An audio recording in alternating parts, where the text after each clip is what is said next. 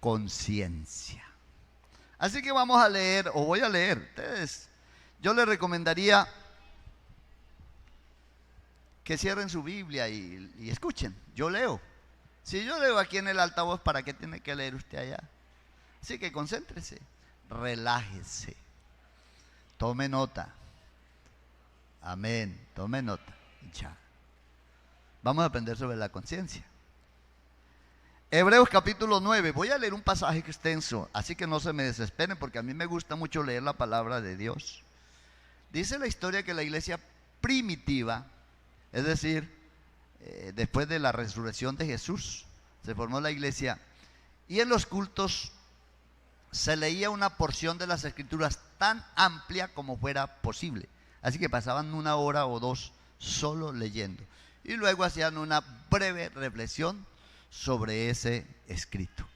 Nosotros hacemos lo contrario, a veces leemos una porción de la escritura tan corta como sea posible y hacemos una extensión tan larga que nos dormimos. Así que lectura de la palabra del Señor en Hebreos capítulo 9. Ahora bien, el primer pacto tenía sus normas para el culto y un santuario terrenal. En efecto, se habilitó un tabernáculo de tal modo que en su primera parte, llamada el lugar santo, estaba el candelabro, la mesa y los panes consagrados. Tras la segunda parte, tras la segunda cortina, estaba la parte llamada el lugar santísimo, el cual tenía el altar de oro para el incienso y el arca del pacto, toda cubierta de oro. Dentro del arca había una urna de oro que contenía el maná, la vara de Aarón que había retoñado y las tablas del pacto. Encima del arca estaban los querubines de la gloria que cubrían con su sombra el lugar de la expiación. Pero ahora no se puede hablar de eso en detalle. Así dispuestas todas estas cosas, los sacerdotes entran continuamente en la primera parte del tabernáculo para celebrar el culto. Pero en la segunda parte entra únicamente el sumo sacerdote y solo una vez al año, provisto siempre de sangre que ofrece por sí mismo y por los pecados de ignorancia cometidos por el pueblo. Con esto el Espíritu Santo da a entender que mientras siga en pie el primer tabernáculo, quiero decir que cuando el escritor escribía esto aún existía el templo en Jerusalén y por eso escribe así. Entonces dice que el Espíritu Santo da a entender que mientras siga en pie el primer tabernáculo aún no se había revelado el camino que conduce al lugar santísimo. Esto nos ilustra hoy día de las ofrendas, que las ofrendas y los sacrificios que allí se ofrecen no tienen poder alguno para perfeccionar la conciencia de los que celebran ese culto. Repito ese versículo subrayado. Esto nos ilustra hoy día que las ofrendas y los sacrificios que allí se ofrecen no tienen poder alguno para perfeccionar la conciencia de los que celebran ese culto. No se trata más que de reglas externas relacionadas con alimentos, bebidas y diversas ceremonias de purificación, válidas solo hasta el tiempo señalado para reformar todo. Cristo, por el contrario, al presentarse como sumo sacerdote de los bienes venideros definitivos, en el tabernáculo más excelente y perfecto, no hecho por manos humanas, es decir, que no es de esta creación, entró una sola vez para siempre en el lugar santísimo, no lo hizo con sangre de machos cabríos y de becerros, sino con su propia sangre, logrando así un rescate eterno. La sangre de machos cabríos y de toros y las cenizas de una novilla rociada sobre las personas impuras las santifica de modo que queden limpias por fuera. Si esto es así, ¿cuánto más la sangre de Cristo, quien por medio del Espíritu eterno se ofreció sin mancha a Dios, purificará nuestras conciencias de las obras que conducen a la muerte, a fin de que sirvamos al Dios vivo? Capítulo 10. Porque la ley, teniendo la sombra de los bienes venideros, no la imagen misma de las cosas, nunca puede por el mismo sacrificio que se ofrece continuamente cada año hacer perfectos a los que se acercan. De otra manera cesaría de ofrecerse. De otra manera, ¿no habría dejado ya de hacerse sacrificios? Pues los que rinden ese culto, purificados una vez por todas, ya no se habrían sentido culpables de pecado. Por eso, santificados son un recordatorio anual de los pecados, ya que es imposible que la sangre de los toros y de los machos cabríos quite los pecados. Amén. Bien.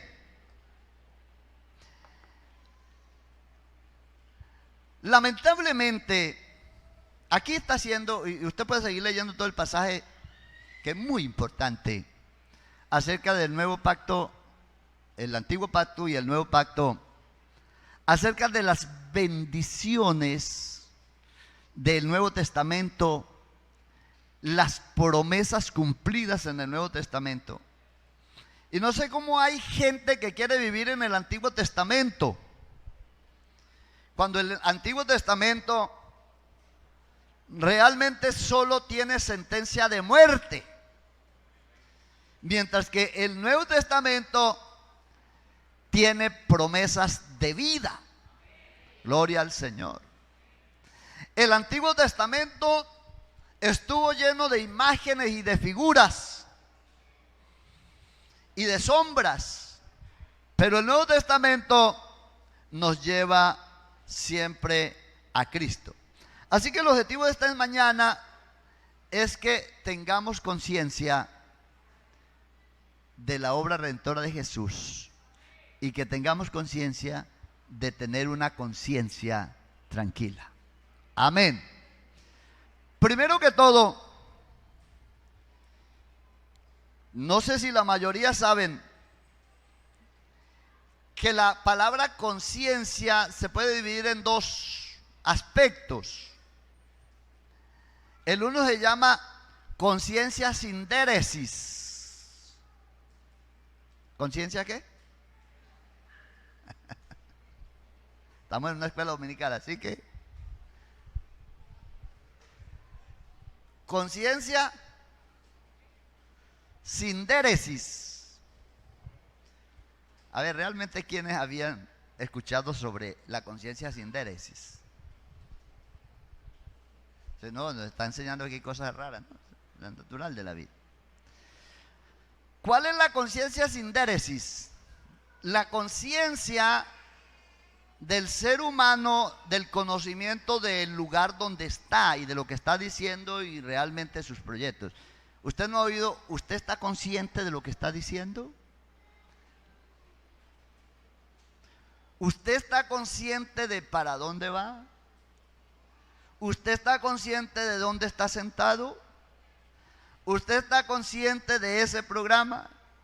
Esa conciencia se llama conciencia sindéresis, conocimiento del medio en que nos encontramos y conocimiento exterior. De hecho, eso le pertenece al ser humano. Los animales no tienen conciencia de ninguna clase. Y la otro aspecto de la conciencia, que es la que vamos a trabajar, es la conciencia moral. La conciencia moral. Hay dos conciencias. La una conciencia se llama conciencia. ¿Conciencia qué? Sindéresis. Y la otra conciencia, el aspecto de conciencia se llama conciencia moral. Así que de la teología tenemos que estudiar más la conciencia moral. Si habláramos desde la perspectiva de secular, pues tendríamos que hablar de la conciencia sindéresis. Y de pronto eso, aunque no parezca, sí es muy importante, porque hay que tener conciencia de una buena conciencia. Amén. Así que eso buscamos esta mañana sin afán. El pasaje que hemos leído, los primeros 10 versículos muestran la ineficacia, la deficiencia, lo elemental de los sacrificios del Antiguo Testamento. Es decir, usted encontró que el pasaje que leímos dice que todos esos sacrificios solo purificaban lo exterior del ser. Amén. Solo purificaban lo exterior del ser. ¿Por qué? Lo leímos en el capítulo 10. Porque la sangre de los machos cabríos y la sangre de la becerra, no sé si algunos habrán leído sobre la becerra que se quemaba y se llevaba las cenizas y todo aquello, y hacía una purificación, todo eso, solo servían para la purificación del cuerpo y no del alma, no de la conciencia, no del corazón. Porque la sangre de los toros y de los machos cabríos no pueden borrar los pecados. Había un problema en el Antiguo Testamento, y a mí me encanta hablar de esto, sobre todo por las bendiciones que tenemos actual.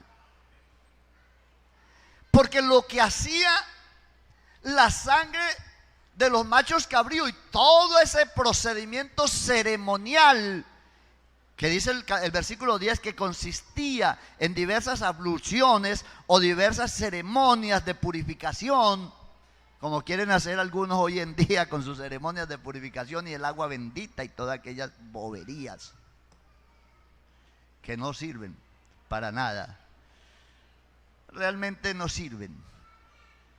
Perdóneme si hay alguien aquí católico, pero es que realmente se dejan engañar comprando el agua bendita y que la flor bendecida y que un poco de bobadas. Eso no tiene ningún efecto. Los sacerdotes, el lugar santo estaba dividido en dos partes. Uno llamaba el lugar santo y el otro lugar santísimo, en el segundo piso del templo. Al lugar santo entraban todos los sacerdotes continuamente y allí ofrecían los sacrificios a Dios todos los días.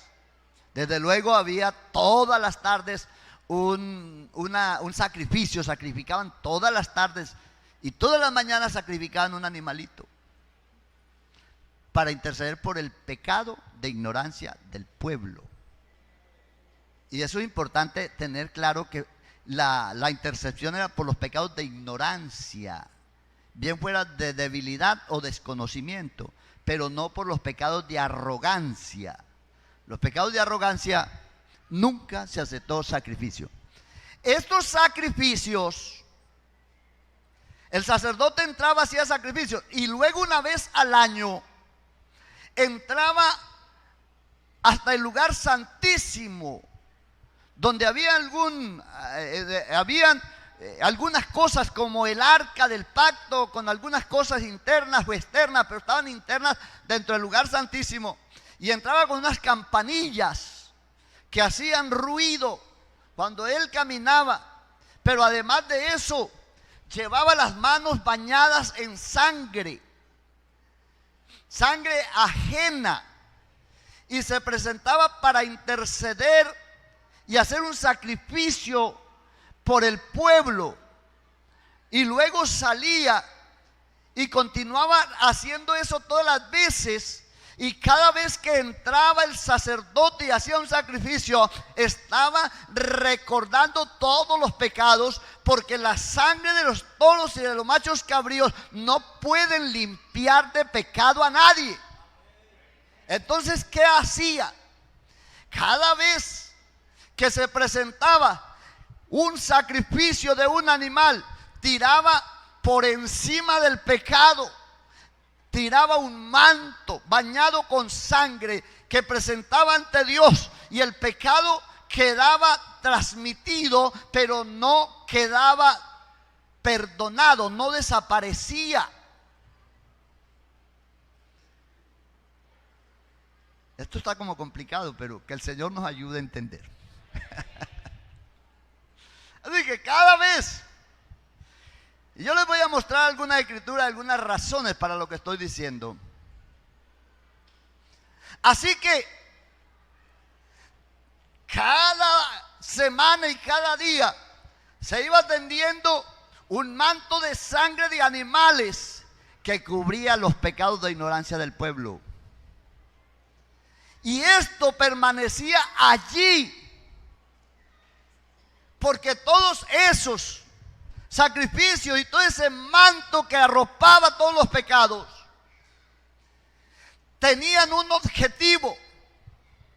Algún día aparecerá el verdadero sacrificio que borrará todos los pecados.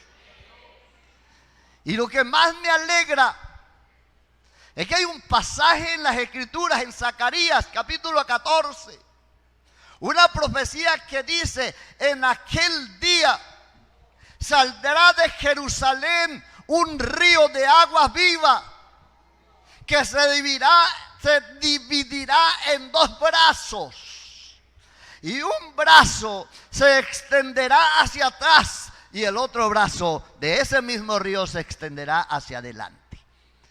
Y en ese aspecto, un río llegaría al Mediterráneo y el otro río llegaría al Mar Muerto y le daría vida. Eso tendríamos que hacer un estudio, pero eso está claro en la Biblia. Así que el Mar Muerto reviviría.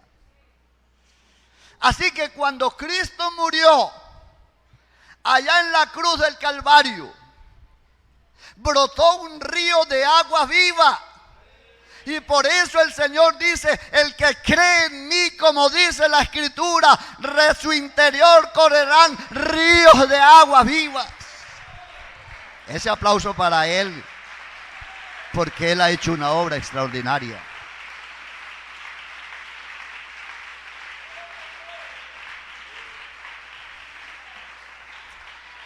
Y desde luego, por eso Juan el Bautista dice en el capítulo 2 de San Juan: al siguiente día vio Juan a Jesús que venía a él y dijo: he aquí el Cordero de Dios que quita el pecado del mundo. Va a borrar el pecado del mundo. Así que ese río empezó a barrer hacia atrás. Y todos los que, aunque habían muerto, habían sido redimidos, ahora eran santificados mediante la sangre derramada en la cruz del Calvario. No importa quién fuera, desde Adán hasta Juan el Bautista, todos los pecados de ellos solo pudieron haber sido lavados por la sangre de Jesucristo. Es más, el pecado que el Señor realmente quitó de en medio fue el pecado que había cometido Adán y Eva. Así que a partir de Cristo, el pecado original desapareció. No existe el pecado original. Si a usted le habían vendido esa idea, vaya que le devuelvan la plata, porque eso no existe. El pecado original murió en Cristo. Si quieren me meto un poquitico a eso del bautismo a los niños, porque es que la gente cree, ese es un problema que traemos. Todavía hay gente en la iglesia que quiere bautizar a su niño para matarles el virus del pecado original. Dios mío, todavía están en el Antiguo Testamento. ¿Cuál pecado original de los niños? El pecado original no existe, Cristo lo quitó. ¿Qué es quitar? Esto está aquí y ahora aparece alguien y lo quita y ya no está. ¿No está? Eso es quitar. Así que Cristo quitó el pecado de en medio y corrió un río de agua viva y purificó toda esa gente. Por eso nadie puede ser salvo fuera de Jesucristo, no importa si es Adán y Eva. Pero ellos hacían unos sacrificios con algunas víctimas, desde luego muy representativas. Desde Adán mismo ocurre la redención. Adán y Eva se vieron desnudos y el Señor se buscó un corderito por allá o dos y lo sacrificó. Redención. Y les hizo unas vestiduras, les quitó la piel a esos animales, los desnudó a esos animales y con ese vestido hizo unas túnicas y se las colocó a Adán y Eva. Esa es una de la primera representación de la obra redentora de Jesús, quien como cordero se despojó de su manto de gloria y nos hizo un vestido de gracia. Y todo el que se mete en Cristo es vestido del manto de gracia de Cristo. Pero no con una vestimenta superficial. Es que además lo purifica. Ahora pues ninguna condenación hay para los que están en Cristo. Amén. Así que hacia atrás corre un río que purifica y hacia adelante también. Y aquí va un río en medio de nosotros, se llama el río de la gracia de Dios. Y todo el que se zambulle en ese río, no importa cuál sea la enfermedad de pecado que haya sufrido, sale limpio. Sale limpio. Y esa es la gran diferencia que hay entre el que se baña en el pozo de agua estancada y el que se baña en el río de agua viva. Una sobrina mía le dice: bueno, ¿y usted por qué nos entrega al Señor? Es porque de pronto uno sigue pecando y de pronto se entrega al Señor. ¿Y qué tal un noviecito inconverso? Y no sé qué. Dije, vea, que eso es muy diferente. ¿Vas a seguir en un charco de agua sucia habiendo un río de agua viva? La gente se baña en un pozo de agua sucia. Todos esos ritos religiosos que le han vendido a la sociedad no son más que un pozo de agua sucia donde están renovando los pecados y no pueden, y la gente se zambulle todo lo que quiera y el pecado permanece ahí. Pero el que se zambulle en Cristo sale purificado y su piel como la de un niño. Esas son las bendiciones de la gracia.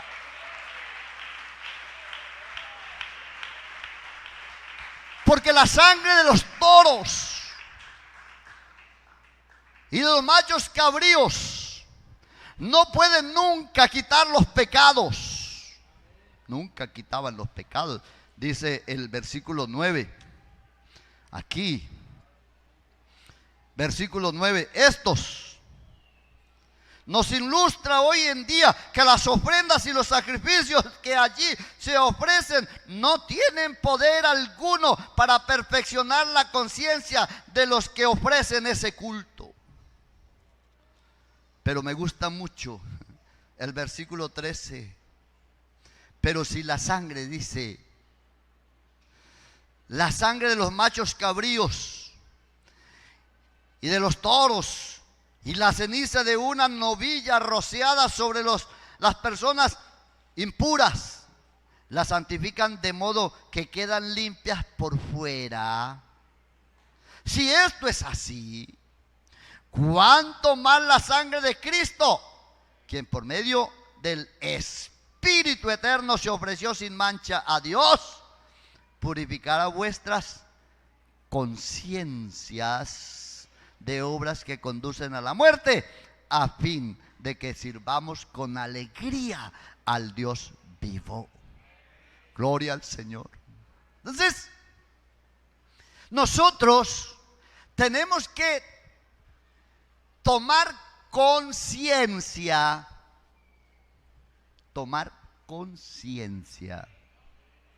de la obra redentora de Jesús para poder purificar nuestras conciencias. Vamos a mirar un poco rápido acerca de la conciencia. Qué pena con ustedes. Así que la conciencia moral, que es de lo que estamos hablando, ya nos dejamos las indéresis a un lado. La conciencia moral asiste a todo ser humano, no importa quién sea. Y es exclusivo del ser humano. Pero estamos hablando desde la perspectiva teológica humana.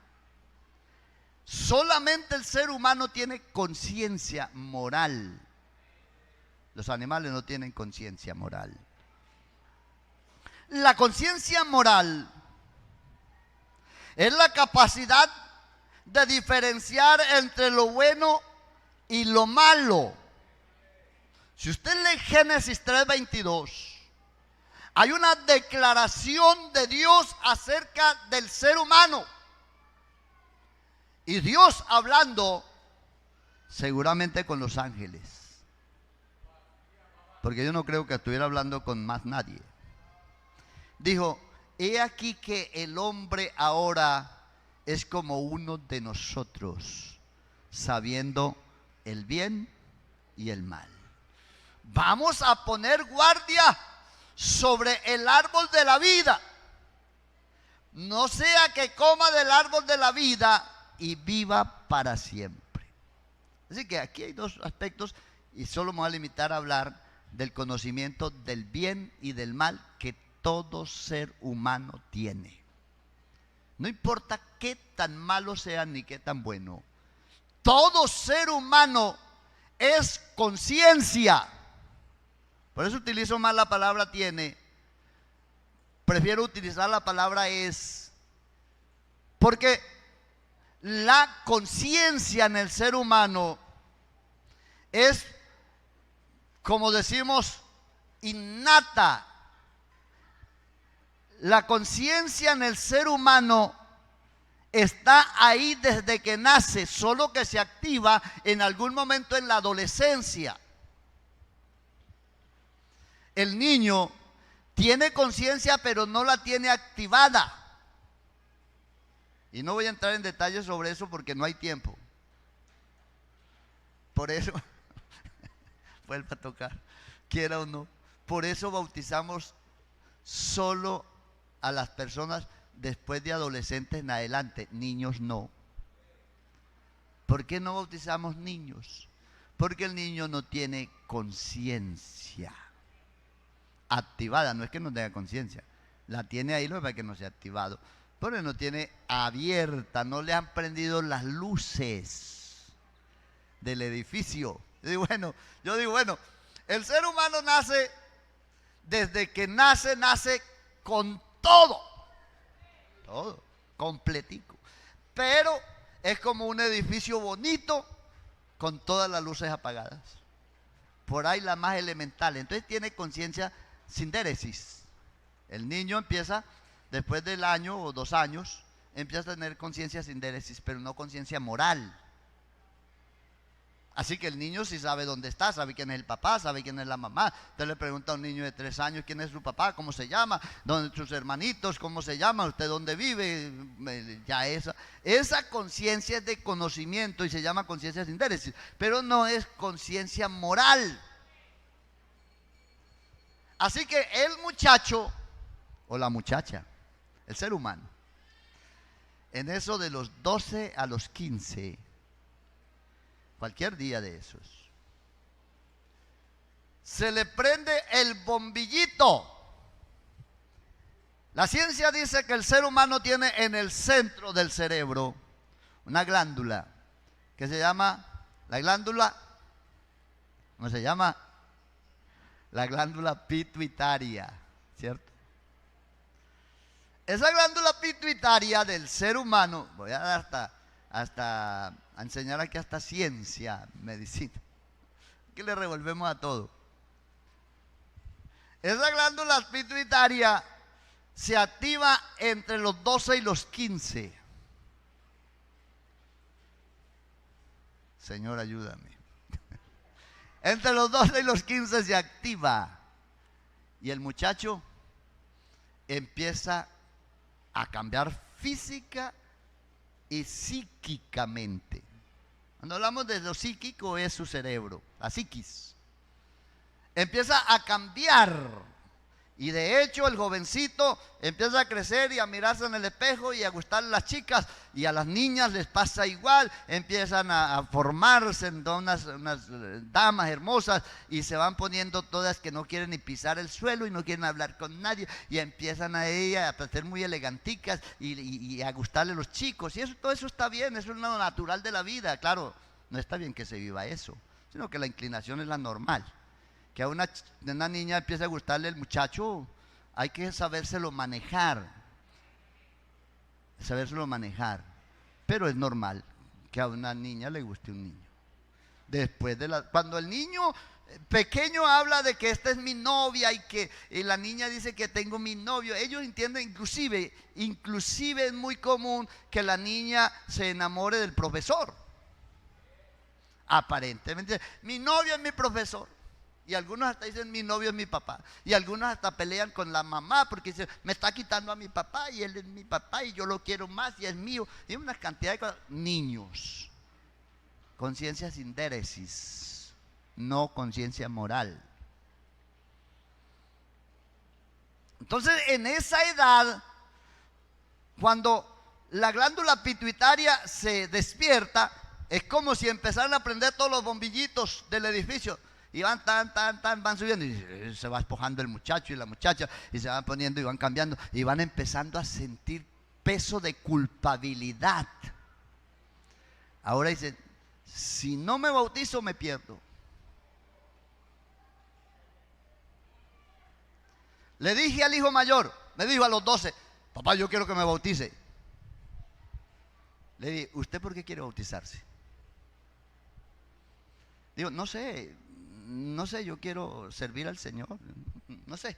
Es decir, no tenía definido por qué quería bautizarse. Le hice la siguiente pregunta: si el Señor viene hoy, ¿usted se va o se queda? Yo me voy. Yo también me voy. No, yo estoy de acuerdo que te vas conmigo, que no se me queda. Estoy de acuerdo con usted. Pero todavía no es hora de bautizarse. No le dije más nada. Sigue asistiendo. Porque de hecho allí tengo unos problemas, porque algunos dicen, no, él no puede cantar un especial porque no está bautizado, pero es hijo criado en la iglesia, así que yo para ellos no tengo ningún problema, porque ellos son parte de la herencia del Señor. ¿Sí? No sufro esos prejuicios. A los 13 años, pasó un año, volvió y se me acercó cuando estaba inscribiendo para clase de bautismal. Y dijo, papá, yo quiero que me bautice. Volví y le pregunté sin haberle explicado antes, ¿y usted por qué quiere bautizarse? Dijo, papá, es que yo quiero estar seguro de mi salvación. Le dije, listo, asista a la clase de bautismales y si resuelve te bautizas, no hay problema. ¿Por qué? ¿Por qué a este jovencito lo bauticé a los 15? Porque él maduró más tarde. Así que también me dijo cuando estaba pequeño, pero era un niño, era infante. Y yo necesitaba y necesito que la persona que va a bautizar tenga conciencia moral, no conciencia sin déresis. Conciencia moral. Cuando ya la conciencia le dice al muchacho, si no te bautizas estás perdido, hay que bautizarlo porque es verdad. La conciencia le está diciendo que está perdido. Así que yo no puedo correr a bautizar al niño de 7 añitos para matarles el pecado original, porque el pecado original no existe. Mi niño de 7 años no tiene pecado. No es un pecador moral. Pero dice malas palabras, pero no es un pecador moral. Porque tiene una conciencia sin déresis. Él habla lo que oye hablar. Ya. Su naturaleza humana, que siempre estará ahí. Así que el pecado original no existe. Lo digo sin miedo, no existe. No le dé miedo. Es que yo bautizo al niño porque hay que matarle el virus. Eso enseña la tradición católica. Yo vi en la universidad bautismo. Yo sé cómo es eso. El bautismo a los niños. Pero es que el bautismo a los niños no aparece en la Biblia. Y es verdad, no aparece. Yo creo que usted puede leer la Biblia tranquilamente. Y si se encuentra que bautizaron a un niño, por favor me lo muestra, porque yo lo he leído 20 veces y no lo he encontrado. Así que el bautismo a los niños nunca existió. Entonces el argumento es que cuando Cornelio se entregó, la Biblia dice que ese día se bautizó él y toda la familia. Implícitamente creemos que había niños y se bautizaron. Ese implícitamente no vale ante las Sagradas Escrituras. O es o no es. Pero no hay bautismos a los niños. Y a mí me parece importante explicar esto. Les voy a decir por qué. Bueno, porque es a través del bautismo que se purifica la conciencia. Y ahora lo vamos a mirar en las Escrituras. Así que la Biblia dice, por lo cual, Romanos 2, por lo cual eres inexcusable, oh hombre, quien quiera que sea. Ninguna persona tiene excusa delante de Dios. A nadie hay que decirle qué es bueno y qué es malo. No hay que decirle, hablando de la moral. No hay que decirle que esto es bueno y esto es malo. Toda persona sabe por su propia naturaleza, porque eso es lo que Dios dijo, profirió o declaró, una declaración de una realidad. He aquí el hombre es como uno de nosotros, sabiendo el bien y el mal. Así que no se me haga el inocente nadie. No importa quién sea. No se me haga el inocente. Que a mí nunca me hablaron. Aparece la pregunta: ¿y qué pasó? ¿No lo ha oído? Con nuestros ancestros que vivieron 300 años atrás.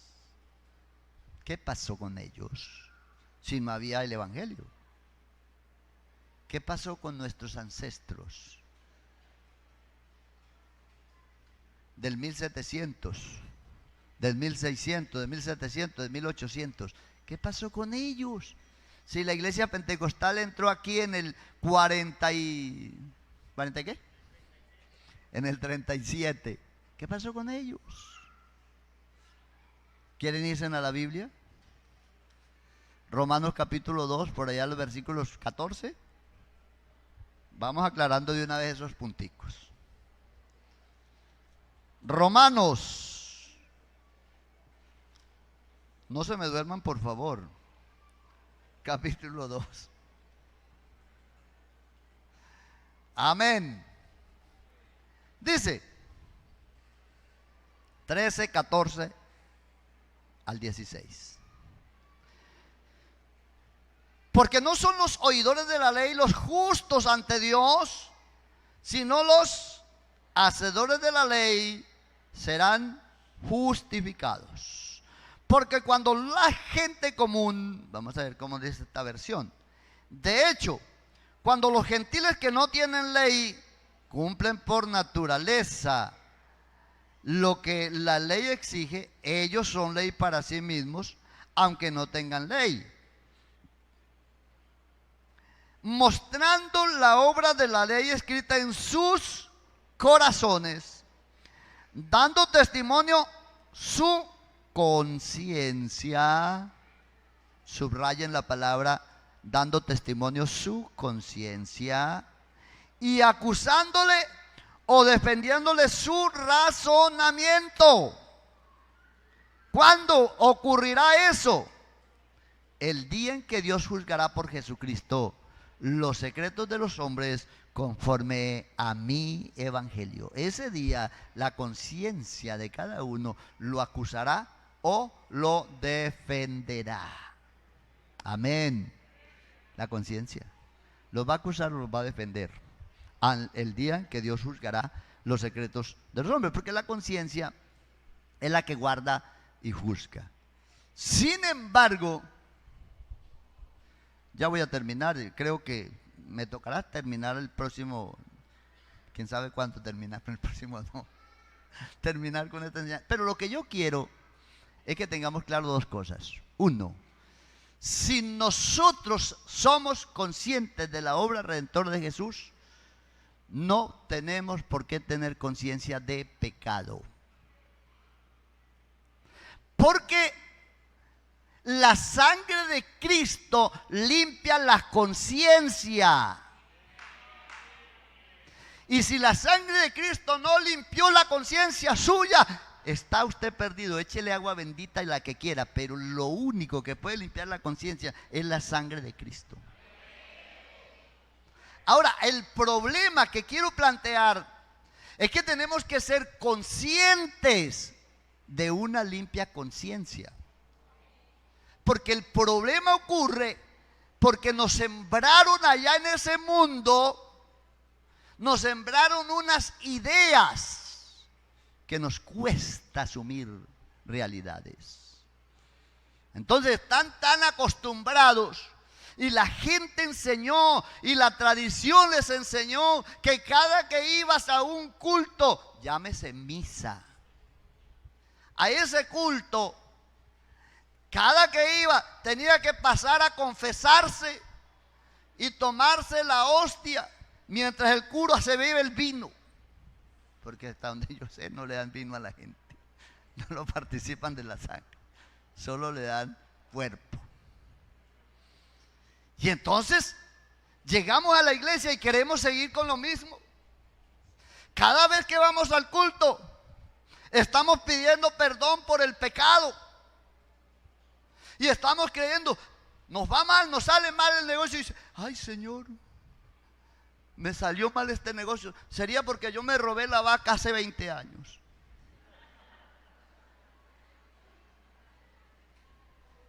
Dios mío.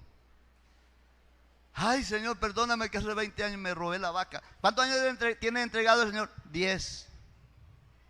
Y todavía está creyendo que su vaca robada está ahí en la cuenta. Entonces, ¿qué fue lo que pasó con entregarse a Cristo? Si desde que Cristo nos limpió no puede haber pecado, entonces tenemos el problema de no creer. Y ese es un problema enorme. El hermano ya entregado al Señor cae en cualquier pecado. Dios nos guarde y los guarde a todos. Y viene y pide oración y viene arrepentido y dice, pastor, yo quiero que ore por mí porque yo pequé y estoy muy arrepentido. Y yo le digo, listo, vamos a orar. Y crea que el Señor perdona y Él ora allí y oramos y llora. Y se levanta de ahí y se va a su casa. En la tarde se arrodilla a orar y dice, perdóname Señor el pecado. Y dice, entonces ¿para qué me puso a orar ahí? ¿Para qué me puso a perder tiempo? Si no puedes creer, no puedes ser perdonado, porque el evangelio se predica por fe y para fe, como está escrito, mas el justo por la fe vivirá. Así que cada persona debe zambullirse en Cristo siempre y así permanecer purificado en el río de agua viva. Pero hay gente pidiendo perdón por el pecado de hace un año y rueguen y rueguen. Y entonces, ¿dónde queda la fe? Porque es necesario que el que se acerca a Dios tenga conciencia de que existe. Pero no solo eso, tenga conciencia de que es galardonador de los que le buscan. Y si Él nos ha perdonado, ¿por qué usted no se perdona? Y si Él te ha perdonado, ¿por qué no le crees? Entonces me encuentro con que usted me debe 1,000,000 de pesos.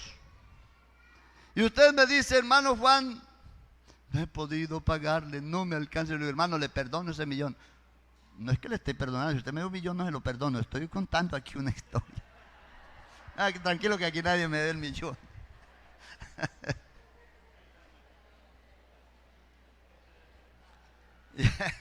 Y yo le digo, tranquilo hermano, ya, hagamos una cosa, te perdono el 1,000,000, no me debes nada. Me lo encuentro a los 8 días, ay hermano Juan, no he podido pagarle ese 1,000,000, mire que no es el trabajito. Hermano, yo te perdoné, de corazón le perdoné, no me debes nada. Y a los 15 días vuelve y me lo encuentro, ay hermano Juan, no le he podido pagar el 1,000,000 de pesos, ay hermano. Yo digo, bueno, venga acá, ¿usted me cree o no me cree? Ay, sí, pero es que ¿qué? Si yo le perdoné el 1,000,000 ya no me debes nada, no me nombres más eso, usted no me debe nada. Eso es lo que pasa con Dios. Cada vez que se habla, ay Señor, no es que ya te perdoné. ¿Hasta cuántas veces tengo que decirle que usted está perdonado? Y que usted no debe nada, porque la sangre de Cristo derramada en la cruz del Calvario nos limpia de todo pecado. Así que habiendo recibido nosotros un reino inconmovible, vivamos agradecidos y mediante ese agradecimiento sirvamos a Dios con alegría y reverencia. Nosotros solo debemos agradecimiento a Dios, pero mantengamos una conciencia de una buena conciencia, porque la sangre de Cristo purifica nuestras conciencias de obras que conducen a la muerte. Ahora, si alguno no ha podido liberarse, quiero invitarle que pase al altar y en esta mañana se libere de esa carga. No la cargue más, bótela, échela en Cristo y salga de aquí alegre, liberado, alabando a Dios sin temor al infierno, ni nada de eso, ni al juicio, ni nada, porque ahora ninguna condenación hay para los que están en Cristo Jesús. No hay condenación. Les invito a estar en pie. Por favor, tengan una conciencia tranquila si en verdad se han acercado a Cristo. Libérese y verá lo feliz que se vive. Y usted pueda brincar y cantar. Y si alguien le dice, pero yo te vi, eso fue el tiempo pasado, ya Cristo me perdonó. No debo nada. Eso es ser justificado por la gracia de Dios. Tenemos que creer en la justificación de Dios. Ninguna condenación hay para los que están en Cristo Jesús. Si alguien quisiera llegar al altar, puede hacerlo.